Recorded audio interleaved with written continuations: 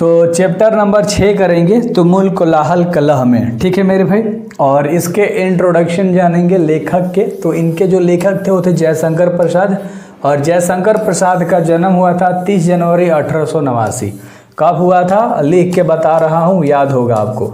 30 जनवरी 1889 में इनका जन्म हुआ था। किनका हुआ था बताओ? जयशंकर प्रसाद का। जयशंकर प्रसाद का जन्म 30 जनवरी 1889 में हुआ था। और इनका जो निधन है, इनका जो मृत्यु है 15 नवंबर 1937 को हुआ था। 15 नवंबर 1937 को हुआ था मेरे भाई, याद रख लेना। 15 नवंबर 1937 को मृत्यु हुआ था जयशंकर प्रसाद का। जन्म स्थान की बात करेंगे कि इनका जन्म हुआ था वाराणसी में, है ना, वाराणसी, जो कि उत्तर प्रदेश के अंदर है। तो अच्छे तरीके से ये चीज़ याद रख लेना मेरे भाई, ठीक है। चलो, तो इतना चीज़ आपको कंप्लीट तरीके से याद हो गया होगा। आगे हम बात करेंगे पिताजी के बारे में, ठीक है। ध्यान से देखो, पिताजी का नाम था देवी प्रसाद साहू। क्या नाम था? देवी प्रसाद साहू। जयशंकर प्रसाद के पिता का नाम था देवी प्रसाद साहू। क्या नाम था? देवी प्रसाद साहू। तो देवी याद रखोगे तो आपको चीज़ें बिल्कुल क्लियर तरीके से याद होंगी। पितामह के बारे में अगर बात करोगे तो शिवरत्न साहू, जो कि सुंगनी साहू के नाम से बहुत ज़्यादा फेमस थे, यानी विख्यात थे। शिवराम साहू का दूसरा नाम पूछेगा तो सुंघनी बताना है, और सुंघनी का उपनाम पूछेगा तो शिवराम साहू बताना है ना, शिवरत्न साहू। तो आई होप कि आपको ये अच्छे से याद हो गया। शिवरत्न साहू को सुंघनी साहू के नाम से जाना जाता था, विख्यात थे, इसी नाम से फेमस थे। शिक्षा के बारे में बात करोगे जयशंकर प्रसाद के शिक्षा के बारे में, तो 8वीं तक उन्होंने पढ़ाई करी थी। इनकी शिक्षा की व्यवस्था घर पर की गई थी। कहाँ पर? इन्होंने घर पर ही 8वीं तक की पढ़ाई की थी, क्योंकि इनकी पढ़ने की व्यवस्था घर पे ही कर दी गई थी। याद रहेगा, जो चीज़ बोल रहा हूँ ना वो सारी चीज़ें आपको याद हो रहा होगा। बहुत सिंपल सा बात है और बहुत सिंपल चीज़ें हैं। अगर भाई के बारे में आप जानोगे तो शंभू रत्न इनके बड़े भाई थे। ज्येष्ठ भ्राता यानी कि बड़े भाई, है ना। जयशंकर प्रसाद के बड़े भाई शंभू रत्न से, ठीक ना। कौन था? शंभू रत्न थे मेरे भाई। चलो, अगले सवाल के ऊपर हम लोग बात करेंगे, ठीक ना। चलो, अगला सवाल है तुम्हारा, ध्यान से देख लो। 12 वर्ष की अवस्था में पितृहीन हो गए थे, यानी कि पिताजी की मृत्यु हो गई थी जब ये 12 वर्ष के थे। 2 वर्ष बाद माता की मृत्यु हो गई थी, है ना। जब ये 2 वर्ष के थे तो इनकी माता की मृत्यु हो गई थी। अगला पॉइंट है, ध्यान से देखो। बड़े भाई की मृत्यु के बाद घर में कलह की स्थिति हो गई, है ना। यानी कि बड़ा भाई का जब मृत्यु हो गया तो घर में कलह हो गया, है ना। और जिससे उन्होंने बहुत ही संघर्ष किया। तो उसके बाद इन्होंने बहुत सारा संघर्ष किया मेरे भाई। काव्य कृतियाँ के बारे में अगर जानोगे तो चित्रधार, कानन कुंडल, प्रेम पाथिक, करुणालय, झरना, आंसू, है ना, और एक कामायनी। तो ये सारे इनके काव्य थे। और एक काव्य अच्छे से याद होना चाहिए आपको, है ना। इसमें 2 को इतना इंपॉर्टेंट है ना, करुणालय और प्रेम पाथिक, कहो मत। तो ये बहुत इंपॉर्टेंट है 2 चीज़ें। बाकी जितने भी चित्रधार, कानन कुसुम, प्रेम पाथिक, करुणालय, झरना, आंसू, लहर और कामायनी, तो इसमें कामायनी भी मोस्ट इंपॉर्टेंट है। तो ये सारे काव्य हैं जो कि मेरे भाई बहुत इंपॉर्टेंट है, जयशंकर प्रसाद के काव्य हैं। तो उम्मीद करता हूँ आपको अच्छे से समझ में इतना आ गया होगा। आगे है नाटक, है ना। तो नाटक भी हम लोग देख लेते हैं। नाटक में राजश्री, विशाख, सज्जन, प्रचित, अजातशत्रु, स्कंदगुप्त, ध्रुव स्वामिनी, एक घूंट और कामना, ये सारे क्या थे? नाटक थे। क्या थे मेरे भाई? ये सारे इनके नाटक थे। एक बार और नाम देख लो। राजश्री, विशाखा, सज्जन, प्रचित, है ना, अजातशत्रु, स्कंदगुप्त, ध्रुव स्वामिनी, एक घूंट और कामना, है ना। अगले सवाल की बात करोगे तो अपला है इनका उपन्यास, है ना। तो इन्होंने कंकाल उपन्यास दिया था, तितली और एक इरावती, ये सारे इनके उपन्यास थे। क्लियर है। कहानी संग्रह के बारे में अगर आप बात करोगे तो छाया, प्रतिध्वनि, इंद्रजाल और आकाशद्वीप, ये सारे इनके कहानी संग्रह हैं। निबंध के बारे में मेरे भी बात करोगे तो काव्य कला तथा अन्य निबंध, काव्य कला और अन्य इनके निबंध थे जो कि मोस्ट इम्पोर्टेंट है। तो उम्मीद करता हूँ आपको बेहतर तरीके से समझ में आया होगा, ठीक है। ये सारे इनके इंट्रोडक्शन पार्ट थे।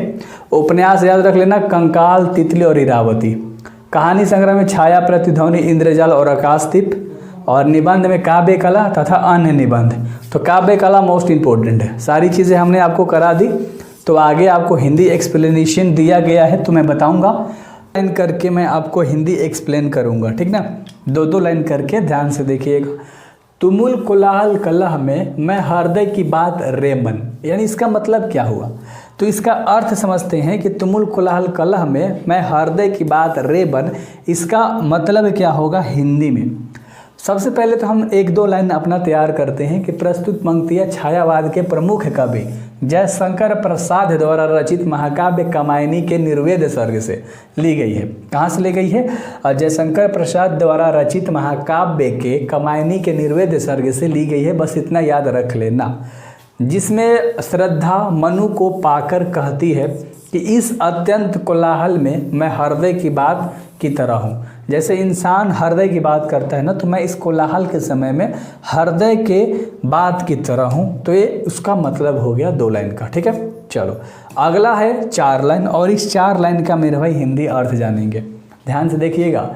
विकल होकर नृत्य चंचल खोजती जब नींद के पल, चेतना थक सी रही तब मैं मलय की बात रे मन। यानी कि इस पूरे स्टैंजा का मतलब क्या होगा, पूरे लाइन का मतलब क्या होगा, ध्यान से देखिएगा। हम लोग अर्थ समझते हैं सबसे पहले। ठीक है, चलो पहले तो लिखेंगे प्रस्तुत पंक्तियाँ छायावाद के प्रमुख कवि जयशंकर प्रसाद द्वारा रचित महाकाव्य कामायनी के निर्वेद सर्ग से ली गई है। तो इतना तो आपको पता है कि लिखना है। ठीक है, इतना तो आपको पता है कि इतना आपको लिखना है। इन पंक्तियों में श्रद्धा रूप में जीवन में नारी के महत्व को रेखांकित कराती हुई कहती है। क्या कराती हुई? नारी के महत्व को, इम्पोर्टेंस को दिखाते हुए कहती है। आगे देखते हैं मेरे भाई, इम्पोर्टेंस को दिखाते हुए क्या कहती है, ध्यान से देखिएगा। कहती है कि पुरुष जब निर्भर की भाग दौड़ और है ना दिन भर की पुरुष जब दिन भर की भाग दौड़ और मन की चंचलता के कारण थक जाता है और व्याकुल होकर आराम करना चाहता है, जब इंसान दिन भर काम करता है, थक जाता है, आराम करना चाहता है, तो ऐसी स्थिति में श्रद्धा यानी नारी का हृदय है ना मलय पर्वत से चलने वाली सुगंधित हवा की तरह शांति और विश्राम देती है ना। तो अच्छे से आपको समझ में आ गया होगा कि इंसान जब थकता है तो जब नारी का साथ मिलता है तो आराम महसूस करता है। ठीक ना, चलो और अगला सवाल है ना, 4 लाइन और देख लेते हैं। चिर विषाद विलीन मन की इस व्याख्या के तिमिर वन की वह उषा की सी ज्योति रेखा कुसुम विकसित प्राप्त रे मन। ये 4 लाइन अच्छे से याद होना चाहिए आपको, है ना। मान लो एग्जाम में 4 लाइन चिपका के अर्थ पूछ दिया भाई, 5 नंबर में पूछता है तुम्हारा, पता है तुम्हें। तो चिर विषाद विलीन मन की इस व्यथा के तिमिर वन की मैं उषा की ज्योति रेखा कुसुम विकसित प्राप्त रे मन, यानी इसका जो मतलब होगा वह क्या होगा। तो अर्थ है आपको पता है कि हमें 2 लाइन लिखनी होती है यहाँ तक, है ना। ये 2 लाइन हमने आपको बेहतर तरीके से बता दिया था। ठीक है, आगे देखो। पंक्तियों में श्रद्धा रूप पुरुष जीवन में नारी के महत्व को रेखांकित करती हुई कहती है, यानी कि नारी के बारे में इसमें रेखांकित करते हुए कहती है कि मन अंधकारी रूपी दुख के वन में दीर्घ काल के लिए डूबा हुआ है, यानी कि अंधकारी दुख में यानी लंबे समय से दीर्घ काल से डूबा हुआ है। मैं उसमें सुबह की किरणों की तरह हूँ, एक नारी कहती है। मैं इस अंधकार से पूर्ण वन में पुष्प से भरे हुए सुबह के समान हूँ। तो इस 4 लाइन का मतलब यही हो गया मेरे भाई। क्या कह रहा है कि मैं उसमें सुबह की किरणों की तरह हूँ, मैं इस अंधकार से पूर्ण वन के पुष्प से भरे हुए सुबह के समान हूँ। तो उम्मीद करता हूँ बेहतर तरीके से आपको ये समझ में आ गया होगा। ठीक है, अगला देख लो। अगला सवाल है तुम्हारा, है ना। अगला 4 लाइन है मेरे भाई।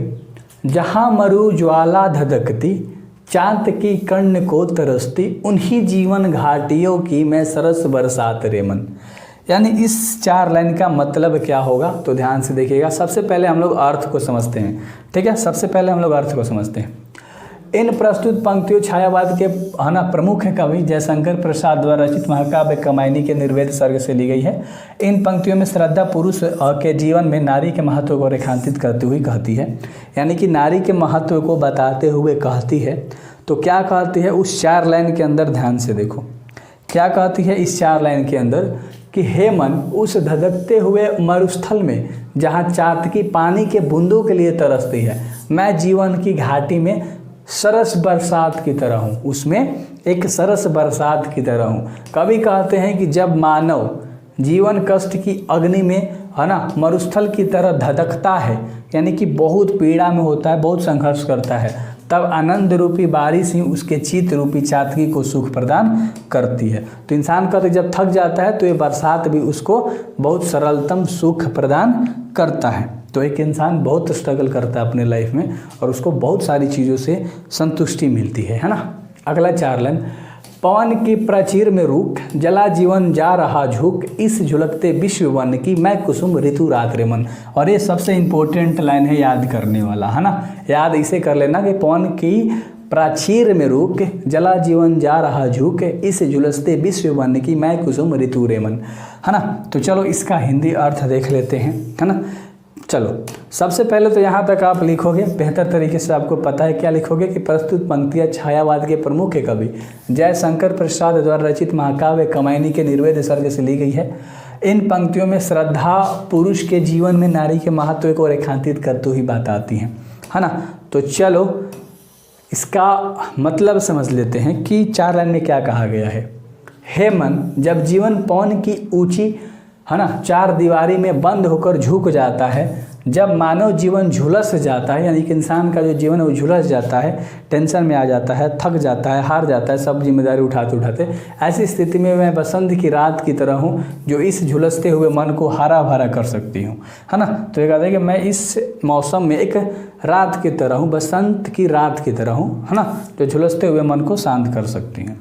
और अगला 4 लाइन है, पहले तो इस 4 लाइन को मद्देनज़र रखेंगे हम लोग, बेहतर तरीके से देखेंगे, हाँ। तो देखिए, चिर निराशा निर्धर से प्रतिछायित्व अश्रु स्वर में मधुप मुखर मरंद मुकलिन मैं संजल जल जात रे मन। यानी इसका मतलब क्या होगा मेरे भाई, आपने हिंदी देखा, अच्छे से पढ़ भी लिया, चलो अर्थ देख लेते हैं। हिंदी अर्थ क्या होगा इसका। अर्थ कह रहा है कि प्रस्तुत पंक्तियाँ छायावाद के प्रमुख कवि जयशंकर प्रसाद द्वारा रचित महाकाव्य कमायनी से निर्वेद सर्ग से ली गई है। इन प्रस्तुत में श्रद्धा पुरुष के जीवन में नारी का महत्व रेखांकित करती हुई कहती हैं। अब आगे मेरे भाई क्या कहती हैं इसे हम लोग देख लेते हैं, है ना। आगे क्या कहती हैं, कहती हैं कि हे मन, गहरी निराशा के बादलों से घिरे हुए आंसुओं की तालाब में करुणा से भरी हुई कमल के समान हूँ जिस पर भंवरे गुजरते रहते हैं, है ना। तो चलो बस यही था और उम्मीद करता हूँ कि आपको अच्छे से मेरे भाई समझ में आ गया होगा। तो आगे इस चैप्टर का क्वेश्चन आंसर है जो कि मैं कराऊंगा। तो प्रश्न उत्तर करेंगे और पहला प्रश्न है कि हृदय की बात का क्या कार्य है। तो हृदय की बात का कार्य क्या है, सब चैप्टर के अकॉर्डिंग है। चैप्टर याद रखना, तुमुल कोलाहल कलह में इस चैप्टर के बारे में हम लोग पढ़ रहे हैं। जब अशांति कलह और घनघोर कोलाहल की स्थिति हो तब हृदय की बात का कार्य मस्तिष्क को शांति पहुंचाना है, उसे आराम देना है। मस्तिष्क जब विचारों के कोलाहल में घिर जाता है, यानी कि चारों तरफ से जब हमारा दिमाग घिर जाता है तो हृदय की बात उसे आराम देती है, यानी जो दिल की बात है ना वही आराम देती है। हृदय कोमल भावनाओं का प्रतीक है जो मस्तिष्क के विचारों के अशांति से दूर करता है। अगर मान लो दिमाग बहुत बेचैन है तो उसे दिल शांत कर देगा, क्योंकि दिल बहुत कोमल होता है और अपने अंदर ऐसे से फिर भावनाएं लाने लगता है, कल्पनाएं लाने लगता है, जिससे आपका दिमाग थोड़ी देर के लिए शांत होता है तो फिर बाद में शांत ही हो जाता है। क्लियर है। अगला सवाल आपका कह रहा है कि कविता से उसकी, है ना, यानी उषा की किस भूमिका का उल्लेख किया गया है। तो इसका आंसर देख लो कि कविता में उषा की किस भूमिका का उल्लेख किया गया है। तो उषा उजाले तथा प्रकाश का प्रतीक है। उषा क्या है, उजाले का प्रतीक है। कविता में मनु को प्राप्त करके श्रद्धा आनंद में मग्न होकर गति है। हे मन, मैं हमेशा दुख में डूबे हुए मन तथा इस अंधकार को उषा यानी उजाले के समान, है ना, हूँ। कविता में दुखी मन की व्यथा को दूर करने के लिए उषा का वर्णन है, यानी कि व्यथा को दूर करने के लिए ना उजाले के बारे में यानी उषा के बारे में बात करी गई है। यहाँ श्रद्धा उषा का प्रतीक है। क्या है, श्रद्धा जो है उषा का प्रतीक है। चलो और अगला सवाल है 3 नंबर का। तो क्वेश्चन आंसर में कोई दिक्कत नहीं है, बाकी इसी तरह से आप सारे चैप्टर्स कर सकते हो, सारे के सारे। चातकी किसके लिए तरसती है। चातकी एक पक्षी है जो स्वाति के एक बूंद के लिए तरसती है। यह पक्षी केवल स्वाति नक्षत्र का ही जल ग्रहण करती है, इसीलिए वह सालों भर स्वाति के जल की प्रतीक्षा करती है और जब स्वाति का जल मिलता है तो उसे ग्रहण करती है। याद रहेगा ना मेरे भाई, जब स्वाति का जल मिलता है तब ये ग्रहण करती है। और अगला सवाल है जो कि आपका है 4 नंबर का कह रहा है कि बरसात को सरस कहने का क्या अभिप्राय है। तो ध्यान से देखिएगा, बरसात को सरस कहने का अभिप्राय यह है कि मरुस्थल में जब पानी का नितांक का अभाव होता है वहाँ धरती गर्मी के कारण तरसती है।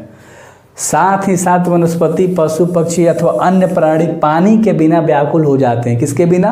पानी के बिना व्याकुल हो जाते हैं। ऐसी स्थिति में बरसात होने पर धरती हरी भरी हो जाती है। ऐसी बरसात से चातकी के मन और तन में सरस हो जाती है, जो है ना, उसके जो तन मन है वो सरस हो उठती है। तो सरस कहने का ही मतलब है कि जब बरसात उसात होती है, जब पानी होती है ना, तो सारे पक्षियों को आराम मिलता है, सरस मिलता है, शांति मिलता है। वरना सारे बेचैन होते हैं जब तक पानी नहीं होती, जब तक बरसात नहीं होती। और अगला सवाल है कि काव्य सौंदर्य स्पष्ट करें। जैसे पवन की प्राचीन में रुख, जला जीवन जा रहा झुक। प्राचीन में रुख, पवन की प्राचीन में रुख, जला जीवन जा रहा झुक। इस झुलसते विश्व वह की, मैं कुसुम ऋतु रात्रि मन।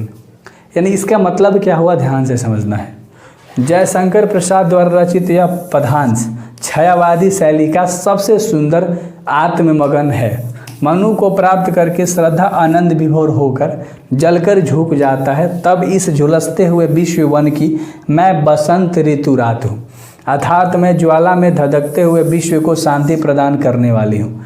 ये क्या बोलते हैं कि मैं ज्वाला में झुकते हुए, है ना, वन की शांति प्राप्त करने वाली हूँ। तो उम्मीद करता हूँ कि आपको ये सारे क्वेश्चन आंसर समझ में आ गए होंगे मेरे भाई, है ना। और आगे है ऑब्जेक्टिव जो कि मैं कराऊंगा, तो आया होगा। पहला सवाल है कि निम्न में से कौन सी कविता प्रसाद जी की नहीं है, यानी जयशंकर प्रसाद की नहीं है कह रहा है। चित्रधार तो लिखा है, झरना लिखा है, आंसू लिखा है, साकेत को नहीं लिखा था। तो ऑप्शन नंबर डी आपका बिल्कुल सही हो जाएगा। याद रखना, चित्रधार, झरना और आंसू ये सारे जो है कविता वो जयशंकर प्रसाद के द्वारा लिखा गया है। तो एक एक चीज़ को हम लोग बेहतर तरीके से करते हुए चलेंगे मेरे भाई। इससे पहले इंट्रोडक्शन आपको देखना अनिवार्य था, तो मैंने दिखाई दिया इंट्रोडक्शन, ठीक है। चलो, तुमुल कोलाहल कलह में प्रसाद की किस रचना से ली गई? जो तुमुल कोलाहल कलह है ना, वो प्रसाद जी की कौन सी रचना से ली गई है मेरे भाई? तो यह ली गई है झरना से। कहाँ से लिया गया है? झरना से लिया गया है तुमुल कोलाहल कलह में, ठीक है। और अगला सवाल है आपका 3 नंबर का, ध्यान से देखिए। जयशंकर प्रसाद हिंदी साहित्य के किस काल से संबंध रखते थे, यानी कि संबंधित थे? जयशंकर प्रसाद तो आधुनिक काल से संबंधित थे। एक क्वेश्चन का आंसर आपको पता होना चाहिए मेरे भाई, ठीक है। चलो, अगले सवाल के ऊपर हम लोग आक्रमण करेंगे और इसका आंसर अच्छे तरीके से आप बताना। जयशंकर प्रसाद जी का जन्म कब हुआ था? जयशंकर प्रसाद जी का जन्म कब हुआ था? 2 ऑप्शन देता हूँ, 80 में हुआ था या 89 में हुआ था। ए ऑप्शन या डी ऑप्शन, बताओ कौन सा? डी ऑप्शन, बहुत बढ़िया, 1889 में हुआ था। चलो, तो क्लियर है ना। इस तरह से हम लोग इतने सुंदर तरीके से करेंगे ना मेरे भाई, इतने सुंदर तरीके से कहेंगे, बोलना नहीं पड़ेगा आपको। जयशंकर प्रसाद जी कितने वर्ष के थे जब पिताजी की मृत्यु हो गई थी? बताओ, मैंने लिख भी दिया, बताओ। 12 वर्ष के थे तब। बहुत सुंदर, बहुत सुंदर। जयशंकर प्रसाद जब 12 वर्ष के थे तो उनकी पिताजी की मृत्यु हो गई थी मेरे भाई, है ना। अगला सवाल देख लो 6 नंबर का।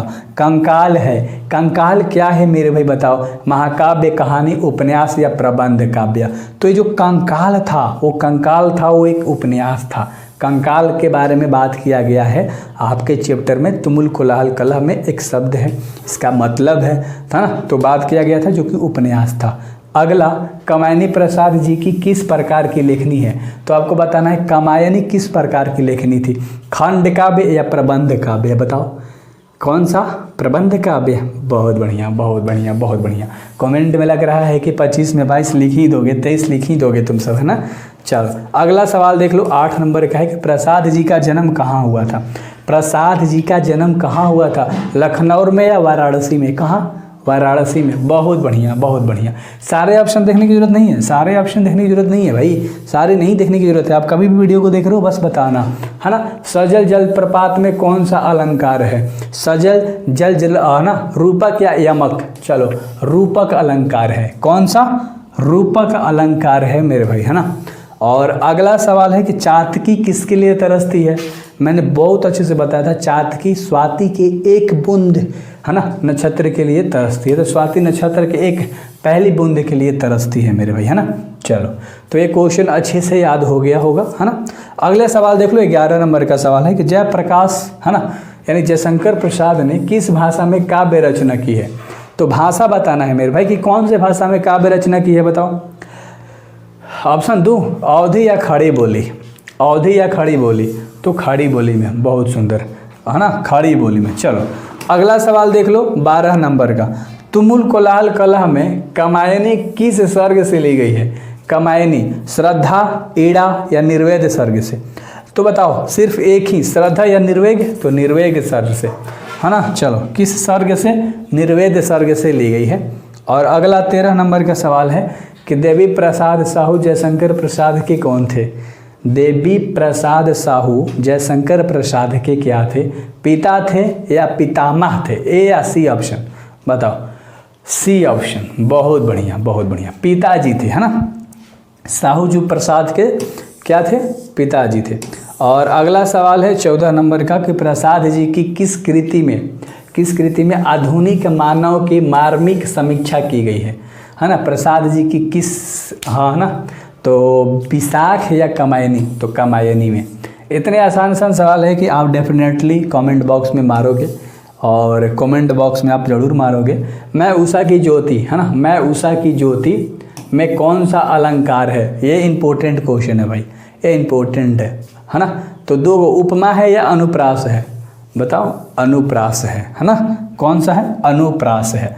इसी तरह से सारे चैप्टर्स लाइन बाय लाइन करके प्लेलिस्ट में डाल दिया है, पूरा चैप्टर पढ़ा दिया, आराम से पढ़ो। जयशंकर जी किस, है ना, कौन सी कृति नहीं है, जयशंकर प्रसाद की में से कौन सी कृति नहीं है मेरे भाई, बताओ। प्रेम पाथिक तो लिखा था, और महाराणा प्रताप का महत्व लिखा है, इरावती लिखा है, तो इनमें से महाराजा मानसिंह नहीं है, नहीं पूछ रहा था ना, तो ये कृति नहीं है। तो इंट्रोडक्शन मोस्ट इंपॉर्टेंट पार्ट है भाई, करा रखा है हमने। देखो अगला, इनमें से कौन सी पुस्तक प्रसाद जी की नहीं है। अब पुस्तक पूछ दिया तो आंसू लिखा है ना, इंद्रजाल है, आंधी है, शिवाजी का महत्व नहीं है ना, शिवाजी का महत्व नहीं है मेरे भाई। तो आंसू, इंद्रजाल और आंधी, ये आपको तीनों याद होना चाहिए। अगला है कि कौन सी रचना जयशंकर प्रसाद जी की नहीं है। आपकी बार रचना पूछ दिया, सोचो इसमें इंपॉर्टेंट है। पश्चित लिखा था, प्राश्चित सॉरी, और ध्रुवाशनी लिखा था, कामना लिखा था, है ना। सूर सागर मेरे भाई जो ऑप्शन होगा वो करेक्ट हो जाएगा, इसको नहीं लिखा है ना जयशंकर प्रसाद ने। चलो, तो अगला सवाल है प्रसाद रचित महाकाव्य का नाम, यानी जयशंकर प्रसाद ने एक महाकाव्य रचना लिखा था, उसका नाम था कमायनी, है ना। क्या नाम था, प्रसाद ने, है ना, जयशंकर प्रसाद ने एक महाकाव्य लिखा था जिसका नाम था कमायनी। कहाँ चले गए यार, आगे 19। चलो 20 नंबर का सवाल है, जयशंकर प्रसाद और शंभू रत्न एक दूसरे के क्या लगते थे। ये दोनों एक दूसरे के भाई थे, है ना। शंभू रत्न जो कि उनके बड़े भाई थे, याद रख लेना, जयशंकर प्रसाद के ज्येष्ठ भ्राता, ज्येष्ठ बोला जाता ना, ज्येष्ठ, तो ज्येष्ठ भ्राता थे, है ना, शंभू रत्न। निर्धर का शाब्दिक अर्थ क्या होता है। निर्धर का बादल होता है या सुगंध होता है, बताओ। ए या बी ऑप्शन, ए ऑप्शन, बादल। कौन सा, बादल, है ना। क्या होगा मेरे भाई, बादल होगा। और अगला 22 नंबर का सवाल है कि मलय की बात कौन कहता है। मलय की बात कौन कहता है, तो श्रद्धा, है ना। मलय की बात कौन कर रहा है, श्रद्धा कर रही है ना। चलो, और अगला सवाल है 23 नंबर का, मनु की संतानें कहलाती हैं। मनु की संतानें कहलाती हैं मनुष्य, है ना। मनु की संतानें कहलाती हैं मनुष्य मेरे भाई। और अगला सवाल है, देखो कितने कम तरीके से कम समय में कराया, इसी तरह से सारे चैप्टर्स करोगे मेरे साथ। हृदय की बात कौन है, हृदय की बात इनमें से कौन है, बताओ। मनु या श्रद्धा, श्रद्धा एक हृदय की बात है। चलो, अगला जो कि लास्ट सवाल है कि मनुष्य का शरीर क्यों थक जाता है, तो मन की चंचलता से, है ना। मन की चंचलता से इंसान थक जाता है। आपका मन चंचल है, बहुत काम कर दिए, थक गए, समझ रहे हो। तो जितना ज़्यादा चंचल रहोगे उतना जल्दी थकावट आएगी ही। तो आपका 25 में कितना सही हुआ फटाक से बताओ। यहाँ पर कितना सही हुआ मेरे भाई, आपको यहाँ पर इस बॉक्स में बताना है ना, ज़रूर बताना 25 में कितना सही हुआ आज। और हम लोग बाकी सारे चैप्टर्स करा दिए हैं, तो बेहतर से करो, चैप्टर वाइज कर लोगे तो और कहीं से नहीं लड़ेगा आपके एग्ज़ाम में।